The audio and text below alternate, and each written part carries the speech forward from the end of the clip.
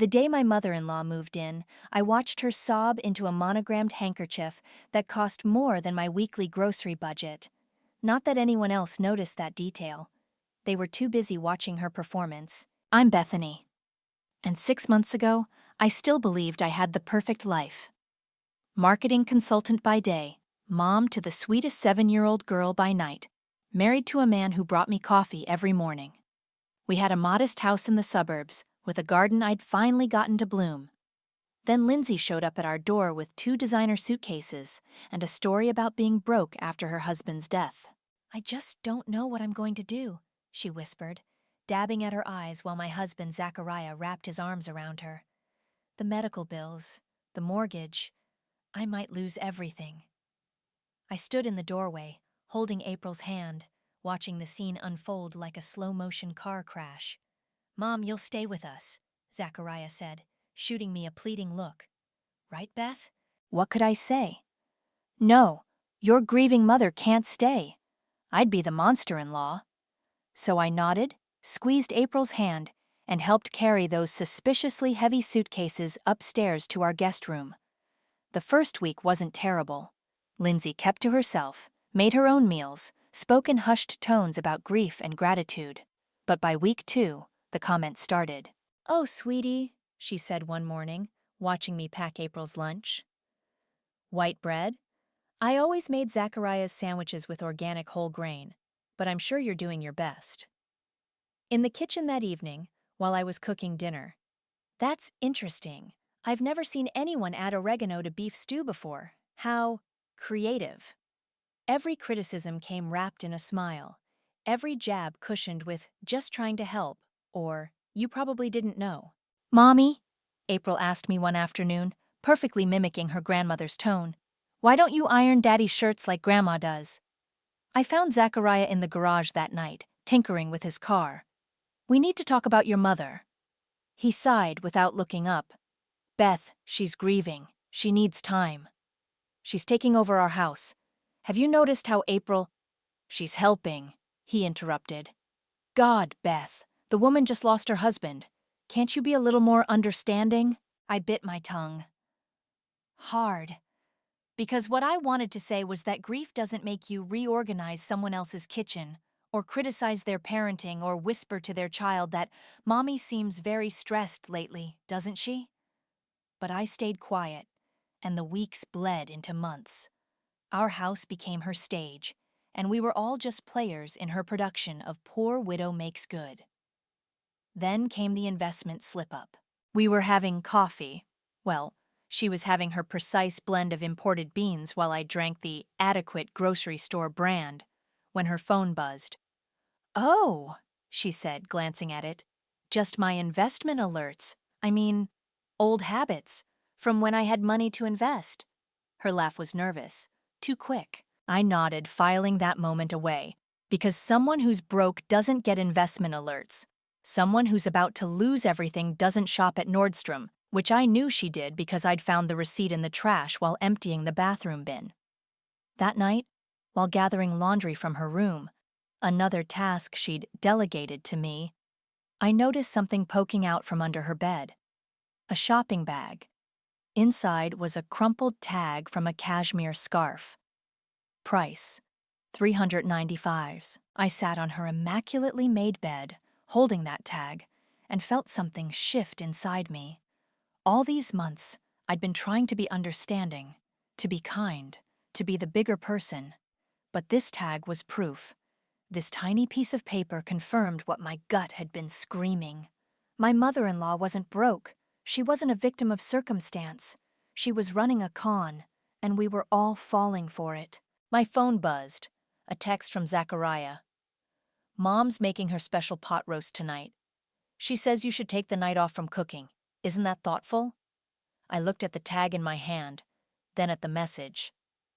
6 months of subtle undermining, of passive-aggressive comments, of watching my daughter slowly turn away from me, all flashed through my mind. "Very thoughtful," I typed back. But as I set my phone down, I made a decision.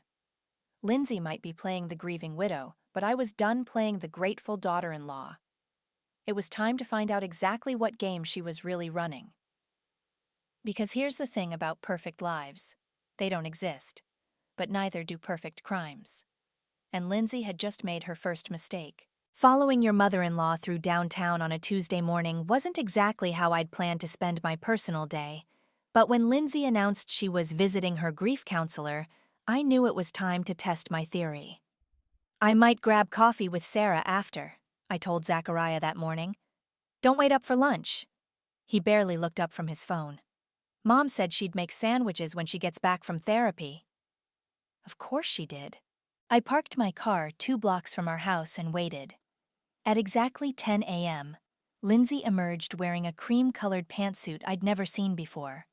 She checked her reflection in a car window, adjusted her designer sunglasses, and started walking, but not toward the community center where her grief support group supposedly met. Instead, she headed straight for Luxe, the most expensive salon in town. "Welcome back, Mrs. Harding," the receptionist chirped as I slipped in behind her, pretending to check my phone. "Your usual treatment today?" "The works," Lindsay replied, sounding nothing like the fragile widow who'd sobbed through breakfast yesterday. "And could you add a blowout?" "I have plans later." I ducked behind a magazine rack as she disappeared into the back. 3 hours. She spent 3 hours getting pampered while I'd been cutting coupons to offset the extra groceries she required. When she emerged, her hair was perfectly styled, her nails freshly manicured, and she carried 3 shopping bags from the boutique next door. So much for being unable to afford basic necessities. She pulled out her phone and opened an app. I glimpsed the Uber logo before she turned away. "Westbrook Towers, please," she told the driver who pulled up. "The north entrance." Westbrook Towers? The luxury condos where penthouses started at 7 figures? I followed her Uber in my car, keeping 3 vehicles between us. The ride ended at a gleaming high-rise that looked nothing like the small rental she'd claimed to be living in before moving in with us. Lindsay strode through the lobby like she owned the place. I watched through the glass doors as she punched in a code at the elevator. 6 digits, entered without hesitation. Something clicked in my mind. "Hey," I texted my husband's brother Reed. "Quick question. What year was your mom born?" 1965, he replied. "Why?" I did the math. 651965, the code she'd entered backward. "Just curious. Thanks." I waited 15 minutes, then walked into the lobby like I belonged there. The security guard barely glanced up. I punched in the code, and the elevator opened. "Which floor?" I asked a woman in business attire who stepped in with me. 12, she said. I pressed 12 and 14, making it look like I had a destination. On 12, I waited until the woman left, then hit the emergency stop. According to the directory I'd photographed in the lobby, Lindsay's name was listed on 15. The elevator resumed, and I stepped out into a plush hallway. Unit 1502. Through the window beside the door, I could see into an elegantly furnished living room, and there was Lindsay, lounging on a white leather sofa, sipping what looked like champagne while scrolling through her phone. My hands shook as I took out my phone and started recording. 10 seconds of video showing her laughing at something on her screen, totally at ease in her secret luxury apartment. "Excuse me," a voice behind me made me jump. "Are you looking for someone?" I turned to face an elderly resident carrying a small dog. "Sorry, wrong floor," I said quickly and headed back to the elevator. In my car, I played the video again. There she was, the real Lindsay. No trembling hands, no tears, no helpless widow act. Just a wealthy woman playing us all for fools. My phone buzzed with a text from Zachariah. "Mom's worried. Says you're not answering her calls about dinner." Another buzz. "She thinks you're pulling away from the family. Maybe we should talk tonight?" Final buzz. "She's crying, Beth. What's going on with you lately?" I gripped my steering wheel until my knuckles turned white. Lindsay wasn't just lying about money. She was orchestrating my entire marriage from behind the scenes. Every tear, every concerned comment to Zachariah, every helpful suggestion was calculated. But I had proof now. Real, undeniable proof. I started my car and headed home, rehearsing my face. I needed to look appropriately apologetic for missing her calls. Had to play my part a little longer while I figured out exactly how deep this deception went. Because one thing was crystal clear. Lindsay wasn't the grieving widow who needed our help. She was the spider at the center of a very expensive web, and I was done being her fly. You want me to what now? Ty leaned back in his office chair, eyebrows raised. My coworker wasn't just good with analytics. He had a talent for digging up digital dirt. I need to trace some financial records, I said, sliding him the photo I'd taken of Lindsay's condo listing. My mother-in-law claims she's broke, but she's living here while pretending to be homeless. Damn, he whistled. That's some soap opera stuff. Try living it. Ty cracked his knuckles and turned to his computer. Public records are easy enough. Give me her full name and date of birth. For the next hour, we dug through property records, tax assessments, and business registrations. Each new document felt like another nail in Lindsay's coffin. Look at this. Ty pointed to his screen. 2 separate LLCs registered in her name. One owns the condo, the other holds... Holy shit. What? Investment portfolio. Conservative estimate. 400 grand, minimum. My stomach lurched. She told us she couldn't afford her husband's medical bills. Bills that were fully covered by premium insurance, according to these records. Ty scrolled through more documents. Your mother-in-law isn't just comfortable, Bethany. She's loaded. I was about to respond when my phone buzzed. A text from April's school. Mrs. Long, your daughter's quite upset. Could you come in? 20 minutes later, I sat in the school counselor's office while April wiped her eyes with a tissue. Can you tell Mommy what you told me? The counselor prompted gently. April hiccuped. Grandma said, she said you work too much because you don't love us enough. That's why you're never home like other mommies. My blood ran cold. When did she say this, sweetheart? Yesterday, when she picked me up from school. April's lower lip trembled. She said Daddy might leave like her daddy did. I forced myself to breathe slowly. Your daddy isn't going anywhere, baby, and I work because I love you. Remember our special Saturday mornings? Just us? April nodded, brightening slightly. With pancakes and cartoons? Exactly. Now how about we get ice cream before heading home? After dropping April at her friend's house for a play date, I returned home to find Lindsay in the kitchen preparing dinner. Oh, there you are! Her voice dripped concern. I was so worried when the school called. Is April all right? Interesting you should ask. I kept my voice level. Since you're the reason she was crying. Lindsay's hand flew to her chest. Me? I would never upset that precious child. I simply mentioned that children need their mother's present. Save it. I started walking away, then noticed something in the kitchen's junk drawer, a business card poking out from beneath old takeout menus. I waited until Lindsay left to make a phone call, then grabbed the card. Marcus Reynolds, financial advisor. Inside was a handwritten note. Monthly portfolio review. $412,150 current balance. Discuss real estate acquisition? My hands shook as I snapped a photo. When I heard Lindsay's footsteps returning, I quickly replaced the card. I'm making my special meatloaf, she announced. Zachariah's favorite. You know the recipe his father loved so much? How nice. I forced a smile. Need any help? Oh, no, dear. We both know cooking isn't your strongest suit. My phone buzzed again. Ty had sent an email. More documents, more proof. But one line stood out. Found something weird. Insurance payout on her husband's death was twice what she claimed. There's a second account she's hiding. I was about to respond when I heard April's voice from the living room. She must have come home early from her play date. Grandma, she called out. Can you help me with homework? Mommy's too busy again. Lindsay shot me a triumphant look before gliding into the living room. Of course, precious. Unlike some people, I always have time for you. I gripped the counter, knuckles white. She wasn't just stealing my money or my house. She was trying to steal my daughter. My phone buzzed one more time. A text from Reed. "We need to talk. Alone." Mom pulled this before, with Dad's first wife. I was too young to understand then, but I remember things. Dark things. I stared at the message, then at the kitchen where Lindsay was now humming while she cooked, playing the perfect grandmother.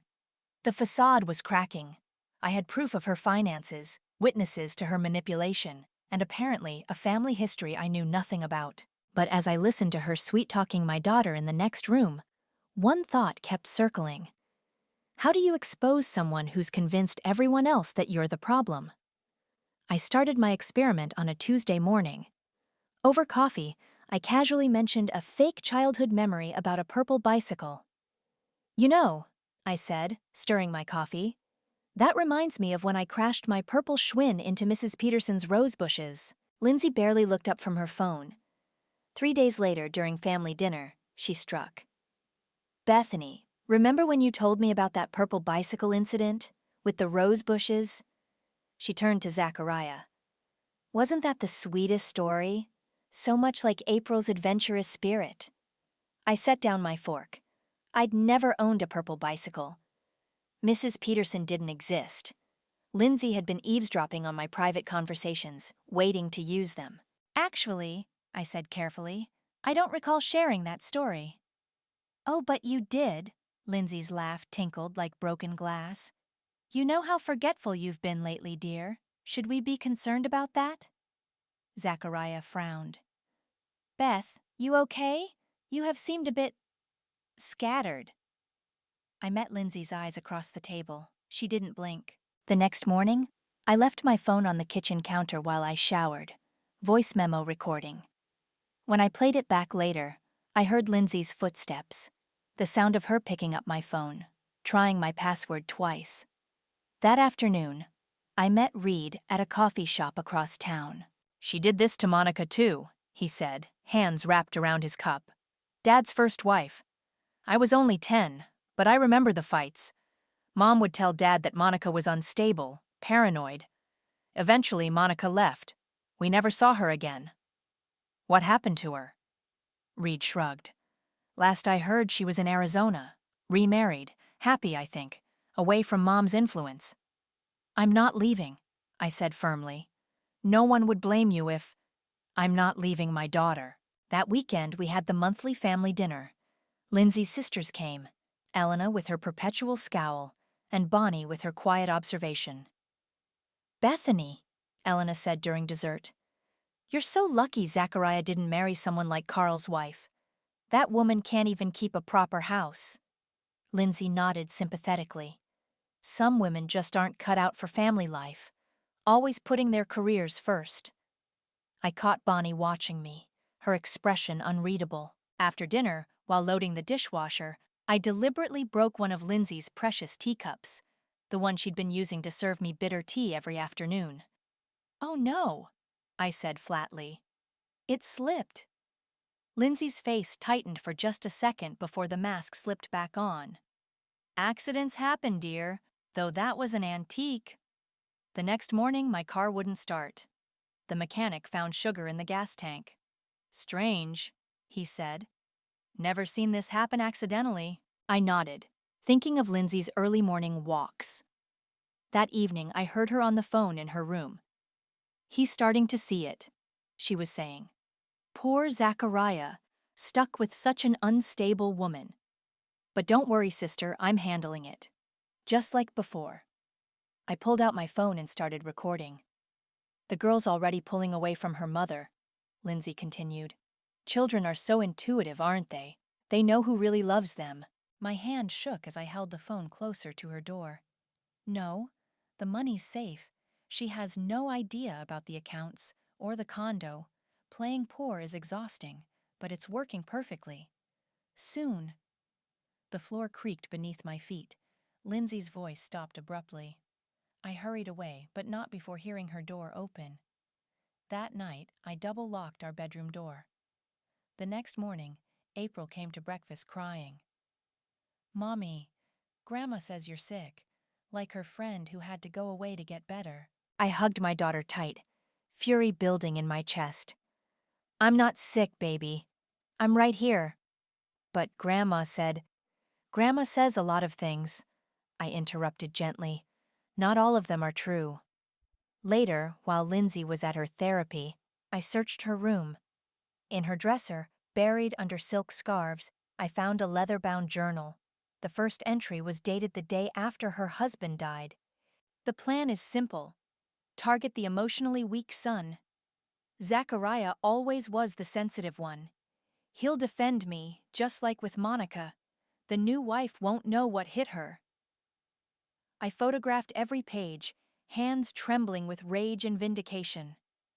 My phone buzzed. A text from Bonnie. We need to talk. Alone. I've seen this before. I stared at the message, then at the journal in my hands. The pieces were falling into place, but I needed more. One final push to bring it all crashing down. Because Lindsay had made one crucial mistake. She'd assumed I was as weak as her last victim. She was about to learn otherwise. Bonnie met me at a diner 30 miles from home. She ordered coffee, black, and got straight to the point. My sister's a predator, she said, stirring sugar into her cup. Has been since we were kids, but this time she's gotten sloppy.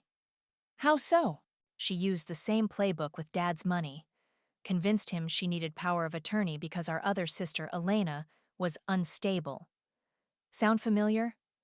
I pulled out my phone, showed her the journal photos. Bonnie's hands shook as she read. Jesus, she whispered.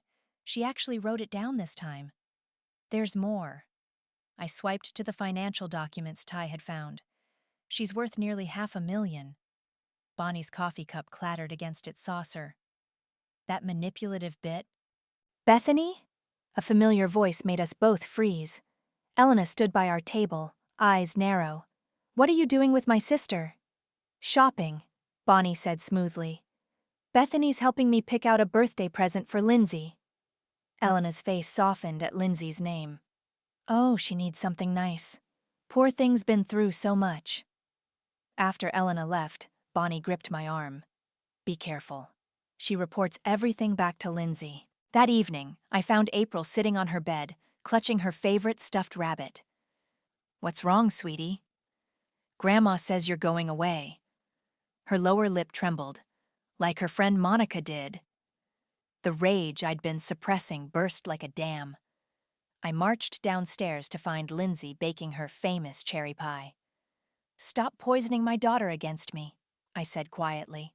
She turned, flour on her cheeks, the picture of domestic innocence. I'm sure I don't know what you mean. The Monica comments? The hints about me being unstable? Oh dear. She wiped her hands on her apron. Are you having paranoid thoughts again? Should I call Zachariah? Call him. I stepped closer. Tell him about your condo at Westbrook Towers while you're at it. The wooden spoon in her hand clattered to the floor. For just a second, her mask slipped. I don't know what you think you're implying, she recovered quickly. But you're obviously unwell. Really? Should we check your investment portfolio? The one worth over $400,000? She moved faster than I expected. Her hand gripped my wrist, nails digging in. Listen carefully, she hissed, all pretense gone. No one will believe you. I've made sure of that. Let go of me. You're going to have a breakdown, she continued, voice eerily calm. Just like Monica, just like Elena almost did. And Zachariah will thank me for seeing the signs early. The front door opened, Zachariah coming home early. Lindsay immediately released my wrist and burst into tears.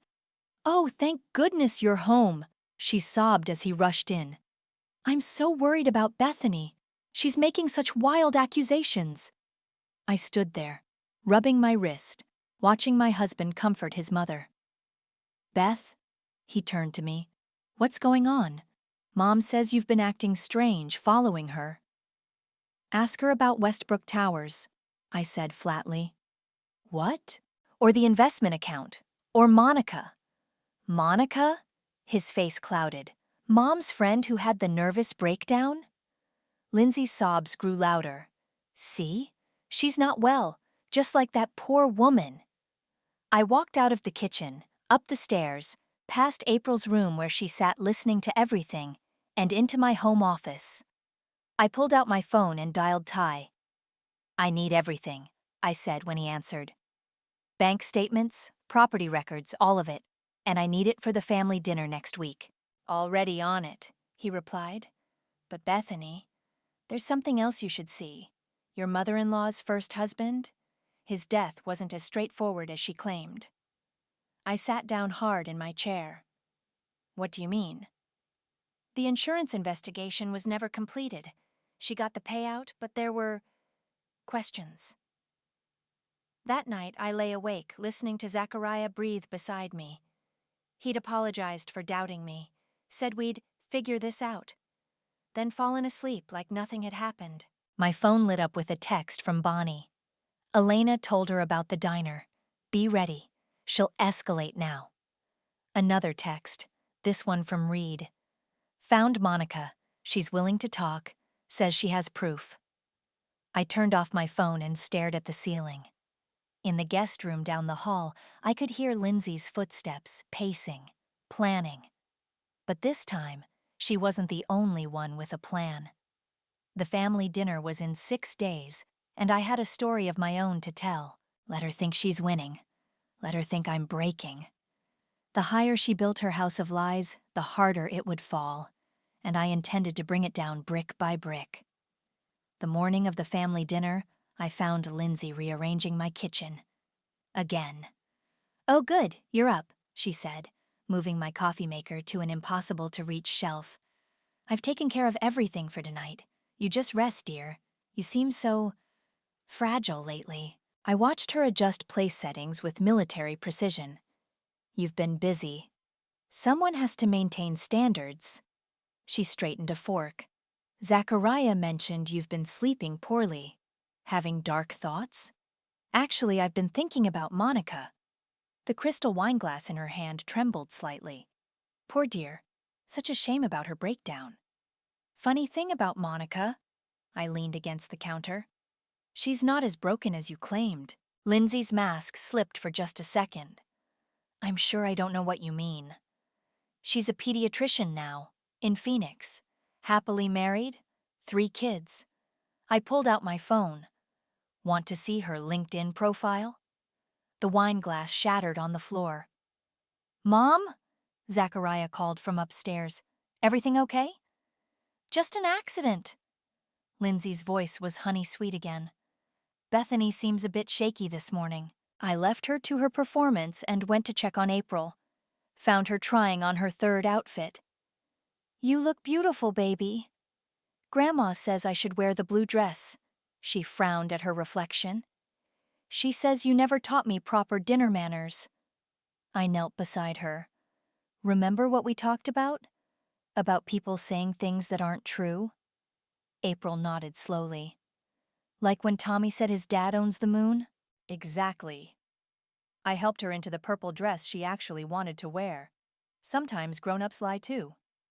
The doorbell rang at exactly 6. Elena arrived first, carrying her signature overcooked casserole. Reed came next, giving me a subtle nod. Bonnie showed up last, armed with a folder tucked discreetly in her purse. "Lovely dinner party," Elena commented, watching Lindsay direct the seating arrangements. "Though Bethany's table settings are a bit modern." "That's because they're mine," Lindsay smiled. "I've been helping her learn proper hosting." I caught Bonnie's eye across the table. She gave an almost imperceptible nod. "Before we eat," Lindsay stood, raising her wineglass, "I'd like to say something. Family is everything, especially in times of hardship. When I lost my dear husband—" "How did he die exactly?" I interrupted. The room went silent. "We've discussed this," she said tightly. "The heart attack." "The incomplete insurance investigation suggests otherwise." Zachariah's fork clattered against his plate. "Beth, what are you doing?" "Telling the truth."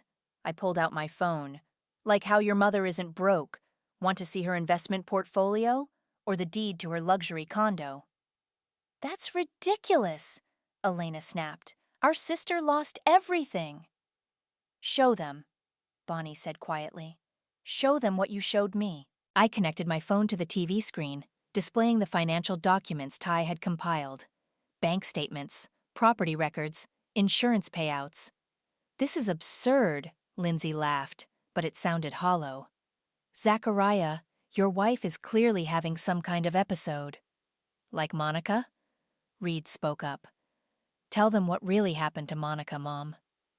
I don't know what you're talking about. I do, a new voice said from the doorway. We all turned. A woman in her 50s stood there, elegant and composed. Hello, Lindsay. Remember me? Lindsay's face went chalk white. Monica? You didn't think I'd stay hidden forever, did you? Monica stepped into the room. Not after what you did. The gaslighting, the lies, making everyone think I was crazy until I doubted myself. Mom? Zachariah's voice cracked. What is she talking about? Don't listen to her. Lindsay stood so quickly her chair fell backward. She's unstable. Always has been. Like me? I projected the image of her journal onto the TV. Page 26. Should I read it out loud? You went through my things? She turned to Zachariah. See, she's paranoid, invasive. Read it, Bonnie said firmly. I cleared my throat. Target the emotionally weak son. He'll defend me, just like with Monica.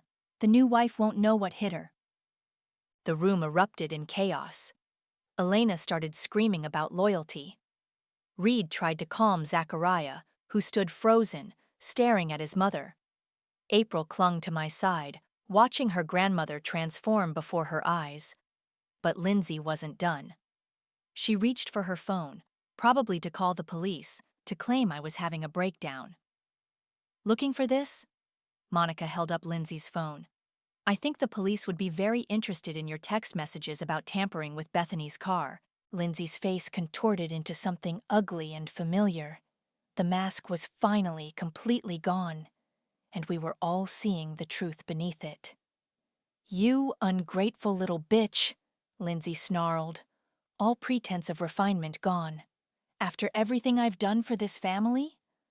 Done for us? Zachariah's voice shook. You mean lying, manipulating, trying to destroy my marriage? I was protecting you. She reached for him, but he stepped back. Everything I did was for you. Like what you did for Dad? Reed stood up. The mysterious heart attack? The insurance payout? The room went deadly quiet. Even Elena stopped her hysterical defense of her sister. What exactly are you implying? Lindsay's voice was dangerous. The police never finished their investigation, I said, pulling up another document on the screen. Because someone tampered with the evidence, but the initial toxicology report showed traces of... Enough! Lindsay grabbed her water glass and hurled it at the TV. It missed, shattering against the wall. April screamed and buried her face in my side. Mommy! Look what you made me do! Lindsay clutched her chest. The stress. I can't. I think I'm having a heart attack. She stumbled dramatically, reaching for a chair. No one moved to help her. Really, Mom? Reed's voice was ice cold. The same act you pulled when Monica confronted you? It's not an act. She slid to the floor. Call an ambulance. Like you called one for Dad? Monica stepped closer. How long did you wait that night? An hour? 2? Lindsay's heart attack miraculously subsided. She stood up straight, eyes blazing. You have no proof of anything. Actually, Bonnie opened her purse and pulled out a thick folder. We do. I've been keeping records for years. Every manipulation, every lie, every coincidental tragedy that benefited you financially. My own sister? Lindsay laughed bitterly. Et tu, brute. I watched you destroy Monica's life, Bonnie's voice cracked. Watched you manipulate Dad's death. Stood by while you tried to break Bethany. Not anymore. Zachariah, Lindsay turned to her son, voice honey-sweet again. You don't believe these horrible accusations, do you? Your own mother? Zachariah looked at me, then at April, still trembling against my side, then back at his mother. "The condo," he said quietly. "Show me proof of the condo." I pulled up the property records, the photos, the video of her lounging in luxury while claiming poverty. "You were never in financial trouble," he whispered. "You didn't need our help at all." "I needed my son," she screamed. "These women were taking you away from me, just like she did." She pointed at Monica. "Just like she's doing." She jabbed a finger at me. "No, Mom," Zachariah's voice was tired. "You did this. All of it. And now you're done." "Done?" She laughed, high and unstable. "You can't prove anything. It's my word against the evidence?" Monica held up Lindsay's phone. "Against the text messages planning to tamper with Bethany's car? Against your own journal? Or this?" Reed pulled out a USB drive. "Dad's real medical records? The ones that disappeared from the hospital?" Lindsay's face went through a remarkable transformation, from rage to calculation to something almost pitiful. "I did it all for love," she whispered. "A mother's love. You'll understand someday, Bethany. When April grows up, find someone else to love. You'll understand what it means to lose your child." "No." I held my daughter closer. "I'll understand what it means to let her grow up healthy and whole, without manipulation, without lies." "Get out!" Zachariah's voice was firm. "Get out of our house! Get out of our lives!" "You're choosing her? Over your own mother?" "I'm choosing truth. I'm choosing my wife, my daughter, my family. Real family, Mom, not whatever twisted version you created." Elena finally found her voice. "You can't just throw her out. Where will she go?" "To her luxury condo?" Bonnie suggested dryly. "Or maybe to jail once the police see these records." Lindsay straightened her spine, smoothed her designer dress. The mask slipped back on one final time. "You'll regret this," she said calmly. "All of you. When you realize what family really means. Family means love." April's small voice cut through the tension. "Not lies. That's what Mommy taught me." Lindsay flinched as if she'd been slapped. Without another word, she grabbed her purse and walked out the front door. Elena hurried after her, still protesting. Bonnie stayed behind to give her statement to the police, who arrived 20 minutes later. Monica hugged me tightly. "You did what I couldn't. You fought back." I watched through the window as Lindsay's car disappeared into the night. In the reflection, I could see Zachariah holding April, both of them looking shell-shocked but somehow lighter. The truth had cost us our illusions about family, about love, about trust. But as I stood there, surrounded by allies instead of enemies, I realized something important. Sometimes losing a toxic fantasy is the first step to building something real. The police took our statements until midnight. When they finally left, carrying boxes of evidence and Lindsay's journal, the house felt impossibly quiet. "I'll make coffee," Bonnie offered, but Zachariah shook his head. "I need something stronger." He pulled out a bottle of whiskey, hands still shaking. "Anyone else?" Monica and Reed accepted. I declined, sitting instead with April on the couch, stroking her hair as she finally dozed off. "I should have seen it," Zachariah said, staring into his glass. "All those years, all those coincidences. Dad's death, Monica, everything." "She was good at what she did," Monica said gently. "Really good. It took me years of therapy to understand none of it was my fault." "The detectives said they're reopening Dad's case," Reed added. "The evidence we found, it's enough for an investigation at least." My phone buzzed. "Elena, you destroyed our family. I hope you're happy." I showed it to Bonnie, who sighed. "She'll understand eventually. Or she won't. But at least the truth is out." "Truth?" Zachariah laughed bitterly. "I don't even know what that is anymore." I looked at him, really looked at him, for the first time since everything exploded. He seemed smaller somehow, like Lindsay's absence had deflated something artificial inside him. The truth is what we choose to build now, I said. Without her shadows, without her lies. April stirred in my lap. Is Grandma gone forever? Yes, baby. I kissed her forehead. But we're still here. All of us who love you for real. Good. She yawned. She made the house feel scary. Zachariah's breath caught. He set down his glass and came to kneel beside us. I'm so sorry, he whispered. To both of you. I should have protected you. You did. I touched his cheek. In the end, you chose us. The police said she's not at the condo. Reed checked his phone.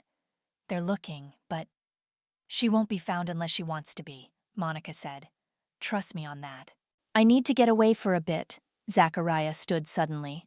Just process everything. Maybe stay with Reed for a few days? The old me would have panicked, seen this as abandonment. But I understood now. He needed to grieve the mother he thought he had. Take the time you need, I said. We'll be here. After everyone left, I carried April to bed. She grabbed my hand before I could leave. Mommy, are you still going to work tomorrow? Of course, sweetie. Why? Grandma said working moms don't love their kids. But that was a lie, right? I sat on her bed, heart aching. The biggest lie. I work because I love you, because showing you how to be strong and independent is important. She nodded, satisfied. Can we have pancakes in the morning, just us? Absolutely. Later, cleaning up the aftermath of the disastrous dinner, I found Lindsay's broken wine glass under the table. As I swept up the pieces, I remembered all the times she'd made me feel like broken glass, sharp, dangerous, something to be carefully contained. My phone buzzed again. Unknown number. You think you've won? You think it's over? A mother's love never dies. I blocked the number without responding. Let her rage into the void. Her power was gone, scattered like these glittering shards across my floor. The next text was from Bonnie. Elena's staying with me. She's asking questions. Finally. Healing takes time, but it's starting. Then Reed. Z's okay. Talking about therapy. Mom can't hurt anyone else now. Finally, Monica. Thank you for finishing what I couldn't. Sleep well tonight. You've earned it. I walked through my house. My house, not Lindsay's stage. Straightening pictures, reclaiming spaces. In the kitchen, I moved my coffee maker back to its proper place. In the living room, I rearranged the furniture how I wanted it. Upstairs, April's soft breathing carried down the hallway. In her room, the purple dress she'd chosen herself hung neatly on her closet door. No more blue dresses chosen by controlling grandmothers. No more doubt about her mother's love. The house felt different now. Lighter. Like a fever had broken, leaving clarity in its wake. I opened all the windows, letting in the cool night air. Tomorrow would bring its own challenges. Police investigations, family therapy, rebuilding trust. But tonight, in this moment, I could finally breathe. Because that's what liberation feels like. Not a triumphant shout, but a quiet exhale. The absence of poison, the presence of peace. And in that peace, I found something Lindsay never had. The strength to love without possession, to trust without control, to be family without fear.